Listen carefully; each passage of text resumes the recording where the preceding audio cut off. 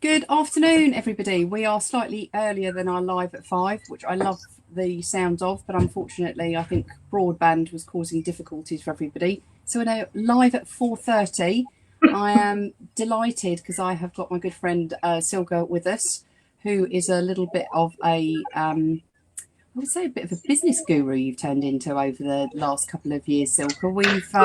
Thank you. Well, I think it has. It's all happened very organically for you, so I can't wait for you to share a bit of your story. But to give people a little bit of an overview here, Silke and I met because she set up an awesome local Facebook group to support local mums in business, and it went bananas, didn't it, Silke? There was like 10 of It us, and then did. within 24 hours, there was like 400. It just Yes, that's went exactly how it happened. It was crazy. Yeah. absolutely bananas. And it's still going. And on the back of that, Silke has now designed a whole different platform around that, which again, I'm sure she'll tell you about. But on top of that, she's also a massage therapist and runs her own business there as well. And obviously, I'm a massage therapist, so you can see we have some really great connections. And on the back of that, we've become good friends. And we do therapy swaps, you'll also be pleased to know, because we trust each other, you see. Yes. So come in and tell everybody a little bit about you and what you're going to cover today. Okay. Right. Well, thank you for that intro. I don't know how accurate the business guru description is just yet in terms of just in terms of the bottom line. We're not quite there yet, but we're working on it. Yeah, So my kids are currently they're 8 and 4, so my youngest starts school in September, and the sort of vision had always been that the two businesses that I've set up since being a massage therapist, I'll build the groundwork until she starts school, and then when she starts school, I would take them to the next level. Now, some of that has happened already, sort of the time was just right, but more of that will happen once I have a little bit more time with her at school. So we'll see where that goes. But the massage business for sure came first. I've done that for 12 years now.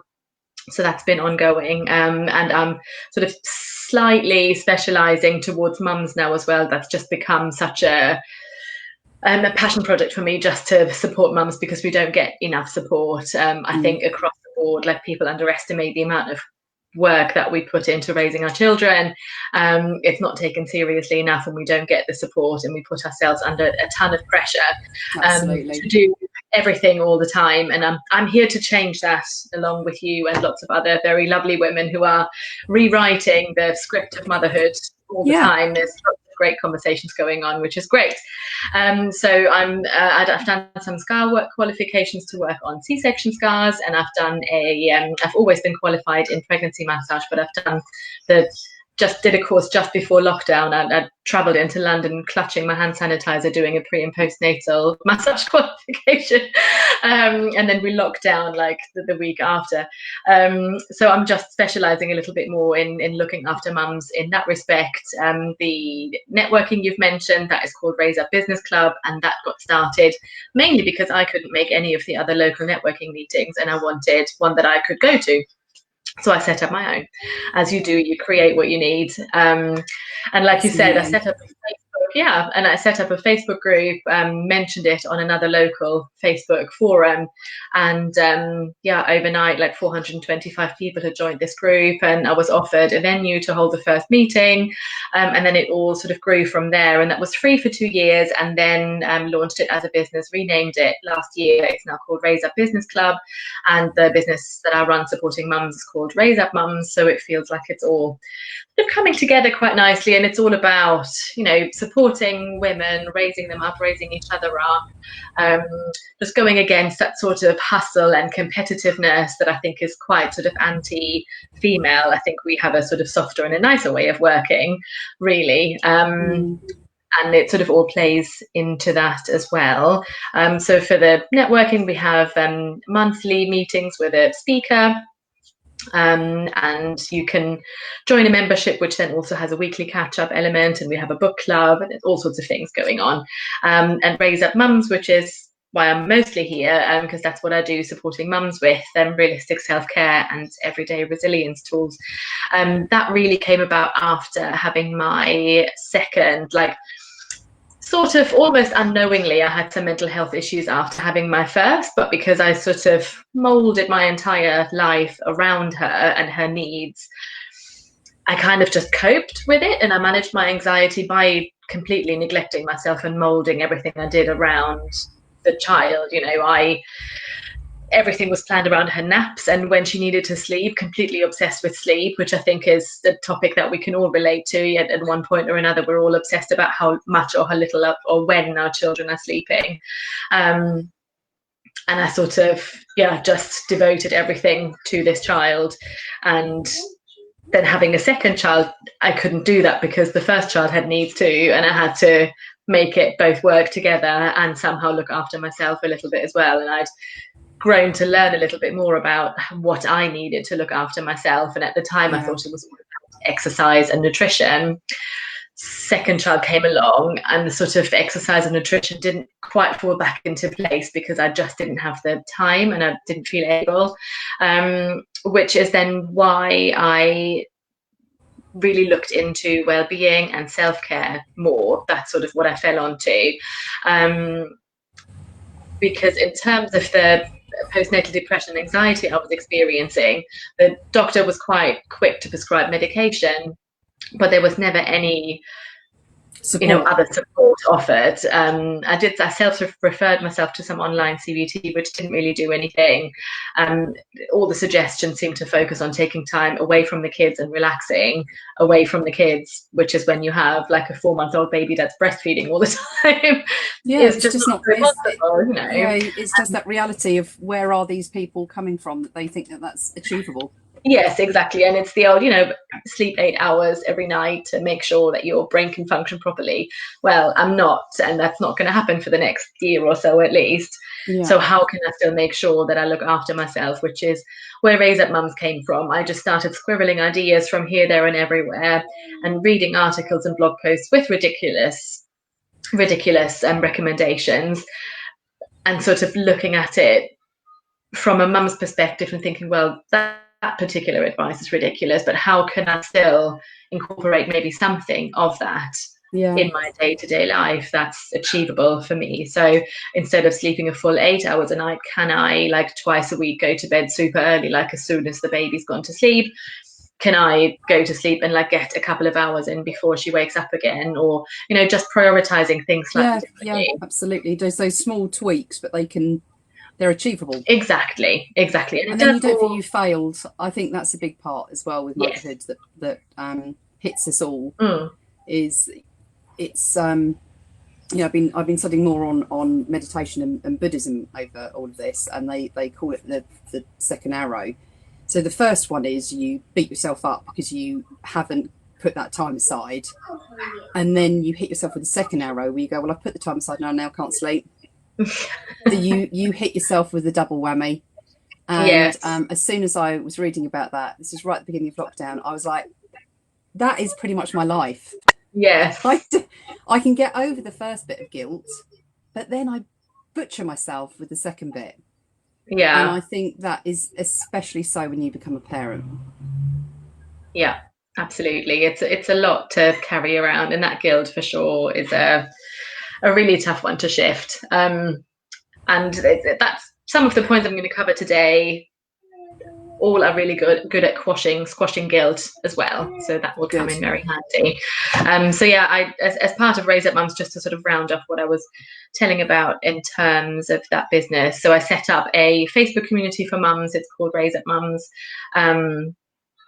where I offer support, and people are really open with sharing their experiences as well. So they really are. Thank you. I've not ever seen like one judgmental comment. No, it's a massive support, and I think just so people who are watching this, they won't be watching it maybe now, but come in and watch it. Is I've got people all over the world, and I want them to know that obviously you're going to put the links below. Wherever you are, feel free to connect into this group, because it really I'm a member of a lot of groups on Facebook for various business reasons, and I think your group is particularly supportive. There's almost no boundaries there of what people can say, and that's very freeing, I think. It So, is. It's really just lovely. because you're out in India or Brazil or wherever you may be, do check it out. Do look at Silka's group, because as soon as you won't have to go very far into it, and you'll immediately go, I get this. Oh, that's very kind. Thank you, Rachel. No Oh, problem. And lovely. don't forget your cards, please, before Yes, you yes. say I shall anything else. mention them as well. Actually, I might just lean over, slightly disappear off screen and grab a pack because I've got some here. Yeah, well, you need a Blue Peter moment. I like my Blue I do. Peter moments. So I came up with these resilience cards because I all of a sudden realized that, people might land on my website or on Facebook or find me somewhere, and there wasn't really anything that they could then do other than read like my little snippet. So now there are Raise Up Mums resilience cards, which have little prompts on the front. So they're almost like affirmation cards on the front, but then they have some extra information on the back. So it's like little pocket-sized The pep little talk. exercises. They They're, are, yes. they're So some of little, them, just little moments, just little thought processes. yeah, absolutely. And some are sort of things that you can do, like adding some color to your day. So I'm trying to work out what's left and what's right on the camera. There you go. And then some others are sort of more mindset based. So this one's quite a good one for motherhood, softening expectations of what you think like Mm. motherhood might have been. And then looking at where you're actually at and making peace with where you're actually at. Yeah, which sort of brings me to my first point. If you're ready to jump into Can a, I just very quickly say that I've been using Silka's cards in my classes, because for those guys who know, I also teach baby classes. And I put those cards out at the beginning of every class for the mums. So while you're coming in and everybody's settling down and, getting babies ready and all the rest of it, I always put one of Silka's cards around. And it quite often, interestingly enough, creates silence where everyone would normally be chatting, because of course they're reading their card, and then they might be taking a moment or thinking, oh yeah, I can do yeah, that. And they've really loved them, because they're a snippet, they're something you can fit in. It's, again, it's not this never ending to do. God, I haven't done my card today. It's I need to grab a moment. What can I do? Grab the cards, shuffle them, pick one. It doesn't matter how you do it, and just go, ah. So I love them. They're so accessible. thank you. That was the aim. Yeah, that was definitely the aim. Because I felt so overwhelmed, like trying to inform myself on, when you have a baby, you read all about babies, there's tons of books you can read, parenting books, and then trying to do anything for myself was just squeezed into such a tiny corner. So I Mm. thought, little bite-sized things that you can do rather than trying to, read a whole self-development book or a book about your own sleep or whatever. Mm. So yeah, I'm really pleased that your lovely mums like them. Thank you very They do. much. I mean, I've been using them they must be, are they 2 years old now? 2 years ago you launched those? A year and a half. Yep. So I've been using them all that time. And Oh, it thank doesn't matter you. which term we're going through, younger or older, Mhm. everybody just loves them. So they're a really good investment, because they'll last you for years. It's not one of those ones, once you've done them, you kind Yeah. of go, because you forget. You forget that, that really great card that you needed that day. You forget it Yes. because, you know, you're on to the next thing. Yeah. Anyway, give us your tips, Silke. Give us. My tips I'm for really. juggling things. But jokingly, I thought earlier I was setting my kids up for something to do so I could come and do this. That the key to parenting was being okay with screen time and mess. So that's my first my first aside. If I was to sort of switch move the camera around the room, you would see just so much like stuff out everywhere. Mm, In lockdown, all the toys have come out, and they are mainly out still, so the kids can access them whenever they want them. yeah. And screen time as well. Like sometimes the screens just have to do a bit of babysitting for a while Mm, so that mummy can do what she needs to do or what she wants to do. It doesn't always have to be stuff that you have to do. You're allowed to do things that you want to do and that make you happy. And definitely connect into that. Like you need to be okay with doing stuff for yourself. Um, but playing into that mess and screen time, priorities is really the thing. Oh, where was that noise coming from? Can you hear a noise? That's the great big Ah, farming trucks going past oh, my house. lovely. Okay, good. Okay, not a What beehive. happens That's when you fine. live slightly rurally, that all the farm trucks go past your house. Right. Lovely. Yes, so priorities was really the first thing that I wanted to talk about. Um, just not assuming that because you've always done all the things that you can still do all the things when you're a mum, or that you can still do all the things while there's a global pandemic, or that you still can do all the things while your baby's teething or there's a sleep regression or whatever. So reassessing your priorities quite regularly, I think, is quite important. And to think about what you can do less of, what you can do Mm. less well. So does your house always have to be spotless? Maybe not if you're only sleeping for 3 hours every night. Not in my house, Silke, not in my It's not house. in my house either. What can you completely let go of? Can you just let go of cleaning completely for 2 weeks, like while you catch Yeah. up on some sleep, or just lie on the sofa? Um, and can you delegate things? Like, can you either get someone in the household involved, or can you pay for help if you're able to? And looking at what's actually important to you. You know, what in Mm. your current season of life is the thing that you want to focus on. Sometimes that's stuff for you. Sometimes Sorry. that's all right. Now that I know what it is, it's fine. I thought it was a computer thing. Um, if you look at sort of the next week or two, like what is it that's important? Sometimes maybe it's work and you have to let other things go so that you can concentrate on your work. Sometimes maybe it's the connection with your kids. You know, in lockdown, we all went through wobbly phases, and there were times when my kids just needed lots of time and attention because they were missing their friends. So then, you know, other things have to Mm. get lower down in the pecking order. I think that's a Um, really, sorry to interrupt you, but I think the interesting point that you're making there, that I'm really picking up on actually, is that you can reevaluate that, because yes, I'm and really good all at the time. planning. I'm really good at planning. I get very carried away with my planning, and but things crop up. You know, tomorrow, for example, I've got a funeral, and it has thrown my whole week. Oh, I'm sorry, Rachel. Um, yeah, and it's going to be a really tough one, you know. But I know that. So when I was looking at the stuff that I was hoping to do this week, I've already wiped 2 days completely. Yeah, Um, yeah. I mean, like, so life it's that happens. ability to shift that priority and go, do you know Yes. what, I was aiming for this deadline for that, or you know, in the UK the kids are just breaking up from school, so I was thinking, my God, this week is going to be great because on Wednesday they officially break up. We are going to party like the world has never seen. You know, I was planning on doing something in the garden, and you know, and then I went, I got a funeral. I can't do that.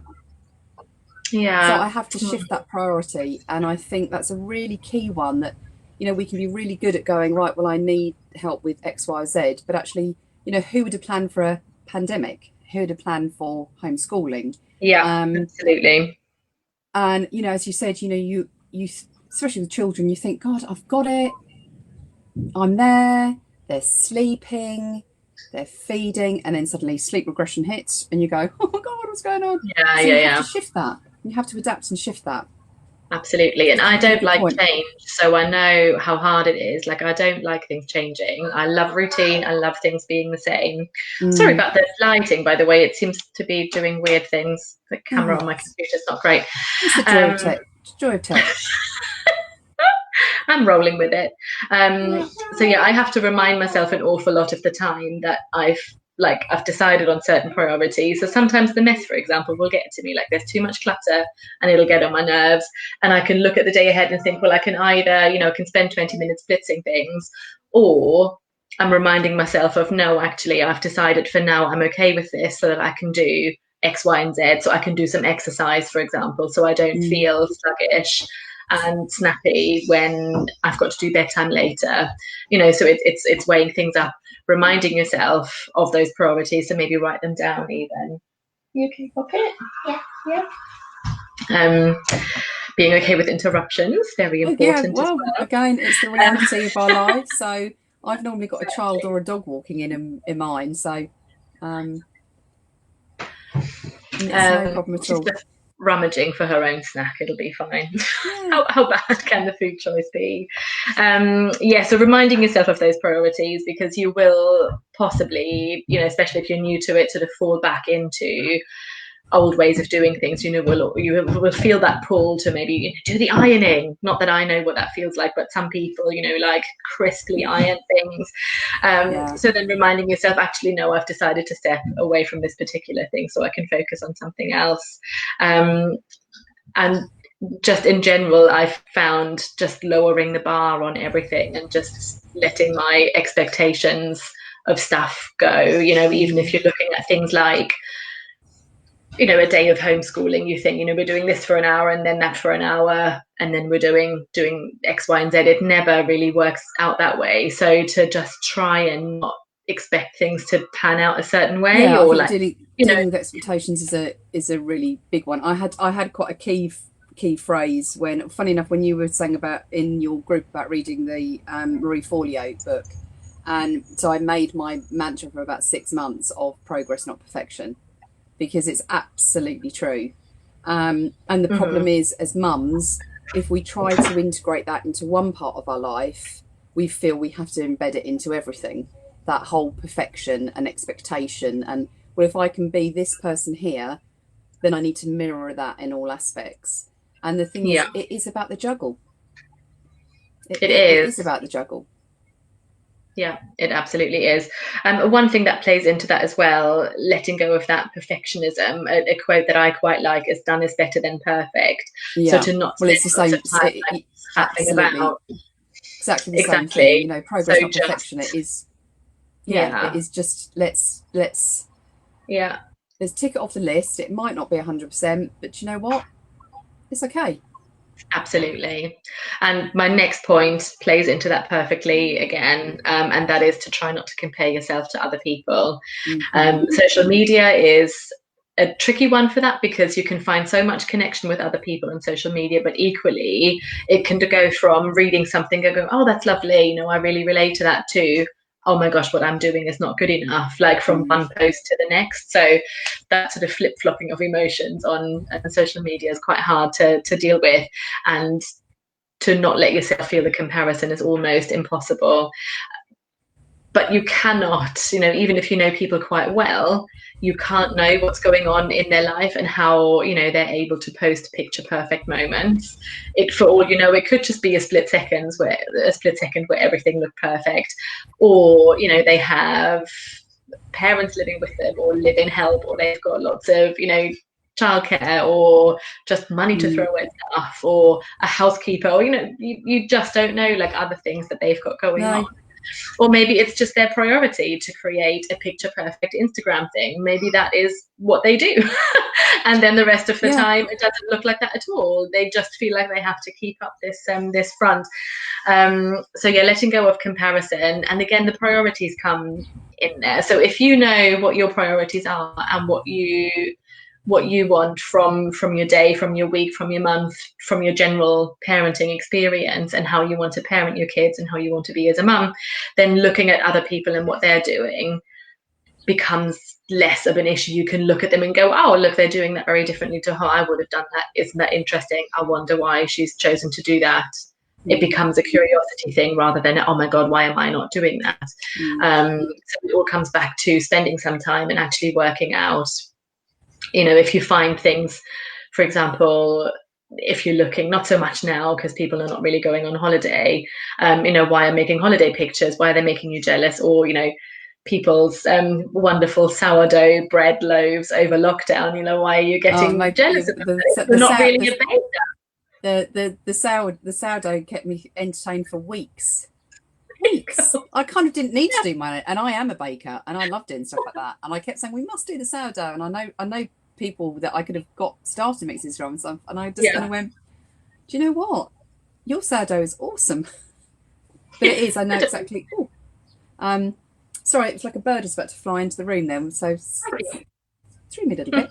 Um, yes, so the comparison thing, and I think the comparison thing has been, I think, has been more prolific because people have been on social media a lot more. Yes. Yeah, totally. And like now more than ever, especially right now, sort of as we're coming out of lockdown, everyone is interpreting everything so differently. So you Mm, can look at someone, posting from the beach, and you're sitting there like clenched up going, I could not go to a beach, it would be too stressful. But you're not at the beach, so relax. Like mm. it's not you. Slow down. Maybe that's just me. I don't know. No, But I just think seeing it's right. I everyone's think response to it, it's tricky. I think it has been a really interesting couple of weeks here in the UK, and Hmm. Silke, your business the massage was allowed to open up again last week in the UK, Hmm. and I've I've been seeing clients again, and even in one day, I've had literally they are poles apart in how people are viewing it, how they're coming into the room, how they're experiencing it. Um, and then I've still got quite a big chunk of people who are they're just too uncomfortable to want to come. Yeah. Hmm. Um, Yeah, same here. and you have to respect that because everybody's facing it the same thing, but how you handle it has got to be your choice. Yeah, yeah, absolutely. Um, One of the obvious things I need to mention is asking for help. Sorry to jump to the next point, but it just popped into my head before I Yeah, yeah. forget. Um, in terms of juggling everything, I've already said quite a few times that we can't possibly do all the things that we did before we had kids because a huge chunk of our time is now taken up by babies and children. So asking for help is pretty critical. Whether that's from partners or family or friends Mm, or paying for help if you can do. Asking for more childcare. Um, it's really important. And a couple of things that I always mention when I talk about asking for help is the more you ask for help, the more practice you get, the easier it gets. And one thing that always that's makes it right. Yeah. easier for me to think when I need to ask someone for help is that generally people actually want to help. No one wants to see you suffer. No one wants to see you feel awful and Yeah. run down, and it makes them feel really good. And that mainly applies to people who maybe aren't in your like super close circle. Like your partner should already want to make you feel better and like want to take a load off. But for example, one of my neighbors used to take my youngest for a walk around the park, and she absolutely loves babies. So like she really, really loved it. And had I never asked, I never would have found out, and she would have never got to feel like really like baby happy and like woman fuzzy for being able to help out. So don't deprive people of that lovely feeling of having helped you. That's the Yeah. way to look at asking for help. Well, there's a joy in giving, isn't there? Absolutely. Um, I've covered this in a video before where acts of kindness, the yeah. benefit of the act of kindness is not in somebody saying thank you or giving you something for whatever you've done. Yeah. It's because you've helped that person, and Absolutely. there's incredible joy in that. So yeah, I think you're absolutely right. Yeah, absolutely. So my little one is playing on her computer, so if you hear her chattering in the background, That's fine. so, yes, and another point on asking for help, it's to be specific when you're asking. So rather than sort of vaguely saying, "Oh my gosh, I'm exhausted. I need to have a lie down this weekend," actually say, "I'm really tired. I would like to have a nap. Can you take the kids out for a walk at 2 o'clock on Sunday so I can lie down and have a sleep?" Then everyone knows what they have to do. Mm, And then it actually happens rather than letting a weekend go by and then feeling resentful and angry at the end of Sunday, thinking, well, I never got my rest again. yeah. Um, and it's interesting. I'm really bad for that. It's gotten much better because I know myself much better and I've practiced. But that sort of resentment around and the sort of feeling of having to be the martyr, I'm doing everything and I always come last, and it becomes a self-fulfilling prophecy, doesn't it? Yeah.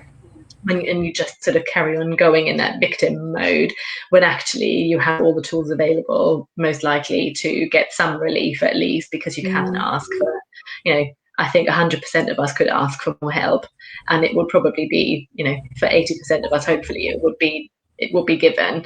mm, Unfortunately, there's a few people who don't live in very supportive households, maybe, where that's a bit harder. But in general, my husband is forever saying, "Why are you angry with me? Like, I'm on your team. Like, you're making this harder than it needs to be. You just all you have to do is like tell me." Yeah. And yet here I am, like still sometimes going, oh, I don't get to do this, I don't get to do that. And he's like, well, don't be angry at me because you could have just told me. Yeah. So please ask and be specific when you're asking and save yourself from resentment. And leading on to my third point, which doesn't have so much to do with actually juggling what's going on, but it just makes the whole experience just a little bit better for you. And that's just finding a nicer tone of voice to talk to yourself in your own head, and just finding that self-kindness within you, to not berate yourself, when you slip. Like what I was just talking about, I get to the end of the day and I think, well, somehow I've not showered today, and like, why didn't I ask for time? Rather telling myself off and like adding to that emotional load, I will now say, that's interesting, I didn't ask for time today to look after myself. I wonder what's gone on. And Yeah. most likely I just wanted the day to go smoothly, and I didn't feel like I wanted to upset the dynamic, and that's why I didn't ask to shower. It's still a lockdown scenario, and my husband's still working from home, which is why it is a little bit, wonky still in terms of routines. Normally, if there were school runs and stuff, would all be in a bit more of a routine. But yeah, showing yourself that self-compassion and kindness, and just whenever you hear yourself being quite mean in your own head, which we're all very good at, I think it's definitely more of a female thing, beating ourselves up, just like finding the opposite to that and trying to look at it in a way like, what would you say to your kid, or what would you say to a friend if they came to you and they told you about a situation similar to that? You wouldn't tell them, well, you've brought that on yourself, that was a stupid thing to do, like how could No, you? absolutely. You wouldn't judge them like that. So turning that around on you and actually saying, just acknowledging, if you're finding something hard, say for example you've had 3 hours sleep and you've just shouted at your children, just stopping for a minute. So you've shouted at your kids, they're upset, just take a moment for yourself, like put your hands on your heart, or find a way to like give yourself a hug, or maybe just have a cold drink, something to Yeah. calm yourself down, and saying, right, okay, this is really hard. Just acknowledging, I haven't slept, this is really hard, my temper's really short. Now what can I do to move forward from this point? Take a couple of breaths, give your kids a hug, apologize, and then move on from there, rather than just slogging in that sort of emotional doom for the rest of the day, just giving yourself some kindness, and just acknowledging very often that something is hard is enough to just sort of breathe a sigh of relief internally and go, oh yeah, it is hard, but you know what, I can do it. And we do, we make it through every single day. Like everyone who's watching has made it through all of the days so far that they've lived through. It's a 100% success rate, and that means you're going to carry on doing that no matter how hard but it it's gets. how we can improve that, isn't it? And get Absolutely. and have more moments of happiness, that you're not self-sabotaging. Yes, absolutely. But yeah, and when that happens, I'm a great one for self-sabotaging. And again, like, just step towards it with kindness rather than shaming yourself for something that you've done, because nothing good ever comes out of that. You don't shout at someone and all of a sudden they become a better person. That's just not, it's just not how things work. No, but it's that second dart again. You've shouted, and now you beat yourself up because you shouted, rather than say, do you know what, I'm just tired, I lost my temper, I'm only human, let that go. Exactly. Move on. And that's a huge thing that you've just said, that we're all human, that no matter what's happened, you will never be the only person that it's happened to. There's always other people who are going through the same thing, and taking comfort from the fact that everyone is struggling and everyone's got stuff going on that's hard is helpful. And everyone's got different struggles. So I think that's as you said, you don't know what's happening with other people. So I think not falling for that picture perfect image and going, well, everyone else seems to be having a lovely time and I'm having a rubbish time, is quite a key part of it, I think. That honesty, but you have to start with being honest with yourself, don't you? Yes, very much so. Yeah. Well, they, as I knew they would be, great points. Some Thanks. Yeah, I brilliant think that's all the takeaways ones I there. wanted to mention. Um, how do people connect in with you, Silke? Do you want to give us a quick overview and then? Yes, quick overview. I am on Facebook as Raise Up Mums is the Facebook page, although that tends to be a little bit neglected. The action is all in the Raise Up Mums Facebook group.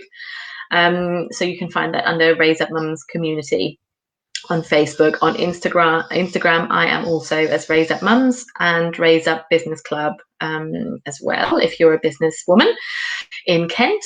So that is only local at the moment. So only if you're in Kent, the Raise Up Mums is for everyone. And then my massage business is called The Massage Practice, and that just has a Facebook page and a website. Lovely. Well, make sure you put all the links under this. I will do. Thank you. And thank you very much for coming in. I hopefully we can get you back again later on in the year. Yeah. And we'll maybe talk about something to do with Christmas. Oh, that'd be nice. Because who knows what that's going to look like? Who knows? We just don't know. Come on, vaccine. Come on. I want to have vaccine. some. We're rooting for you. We're rooting for you. The world wants to go back to normality. It's ridiculous, isn't it? It is. But really appreciate you coming in. It's been great to chat. Silke, you stay where you are. This will close down, but you and I will stay on screen. Lovely. So thank you very much, everybody, for watching. Any questions? Because we'll be popping into this over the next kind of 24 hours. And obviously people are going to be watching this at all different time zones. Put some comments below and we will happily answer as best we can. Lovely. So thanks for watching. Thank you so much for having me. Thanks, everyone. Thanks. Bye.